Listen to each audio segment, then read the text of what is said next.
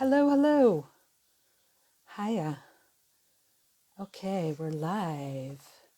And I want to talk to you today about, when if you feel there is a lot of conflict in your relationship, too much for you, too much fighting, too much arguing, and you're trying to avoid that, which is natural, then it can stop you from meeting your relationship goals.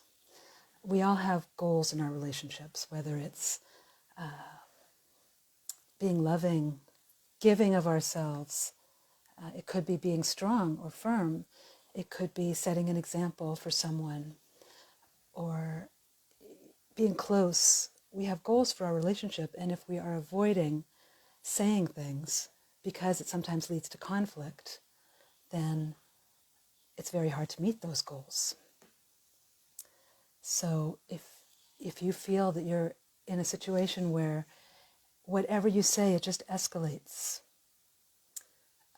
and you feel hopeless about being able to speak yourself and to be able to create the kind of closeness you want, whether this is with your spouse or your life partner or with your child. I've had situations where my child was really upset, and my main goal in that moment was getting them to calm down, which meant that I wasn't really with them and I wasn't giving what I wanted to give in that moment.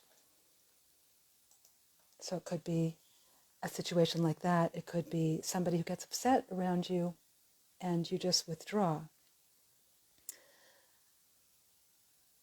And it can become hard if we're avoiding talking about the things that are precious to us because it turns into conflict. It can be hard sometimes to remember what gives your relationship meaning and warmth. So I want to talk with you about how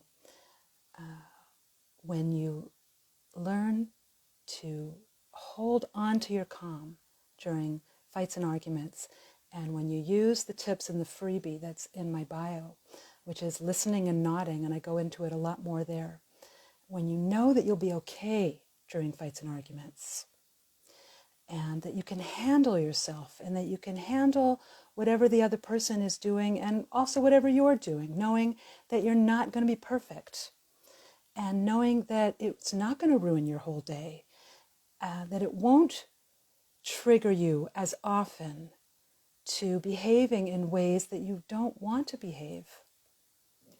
And again, perfection is so not the point here. When you can practice being calm in a high conflict relationship or in really difficult moments of relationships, when you can practice it just a little, it has a strong influence on your knowledge of how you can handle yourself there. So when you know that you're going to be okay, that you can recover from whatever the difficult interaction is, and your relationship can also recover from it rather than spending hours or days feeling terrible about it, then you'll be able to talk about the most important things in your life and in your relationship. You'll be able to talk about the problems maybe that you're avoiding. You'll be able to share yourself fully in the way you choose to with that other person who you love. And you'll be able to stand up for what you believe in. Even if, and to not shy away from saying what you know to be true. You'll be able to bring up something that's important to you, even if you're not so sure about it. So when you can do this, then you can achieve your relationship goals.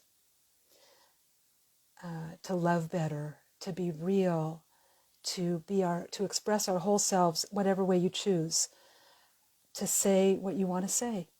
Now, what's really important about this is that the time to say all this is not during the fight and the argument, but when you know you can handle fights and arguments, then you can bring things up whenever you choose. You can decide what you want to say. Here's actually a really important tip about communication, that if there's something you want to say and you're not saying it, start with, what is my goal? What am I trying to achieve when I bring this up? And that can help you clarify how you want to say it and what you want to say and what is not going to help you meet your goal and is not important to meeting your goal. It can really help clarify that for you. So if you look at, what is my goal in this communication? Maybe you want to express something that's bothering you. Maybe you want to express your love. Maybe you want to set a boundary. And then think about what you want to say about that. And you'll be, when you're clear on your goal, you'll be more able to decide exactly what to say and when and how. The more you do this, the more you proactively bring things up. It's a circle that feeds on itself in a good way. The more you can be calm during relationship conflict, the more courage you'll have to bring up those things that are on your heart and on your mind, and those things that you want to share with the people closest to you.